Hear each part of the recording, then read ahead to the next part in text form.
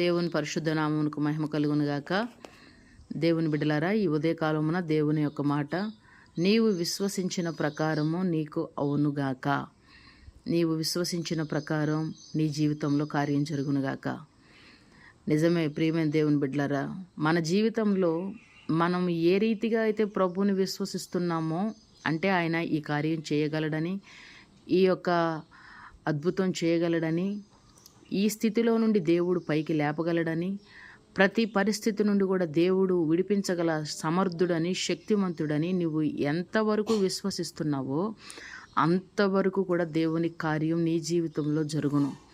నువ్వు కొద్దిగానే విశ్వసిస్తే కొద్దిగానే కార్యం జరుగుతుంది. ఆయన ఏమైనా చేయగలడని నీవు సమర్థుడని రూఢిగా నమ్మితే, విశ్వసిస్తే ఆ ప్రకారమే కార్యం జరుగుతుంది. ఒకరోజు శతాధిపతి దేవుని యొద్దకు వచ్చి, అయ్యా, నీవు నా ఇంటిలోనికి రావడానికి కూడా అర్హుడును కాను, కానీ ఒక్క మాట నువ్వు పలికితే చాలు అతను స్వస్థపరచబడతాడని ప్రాధేయపడతాడు.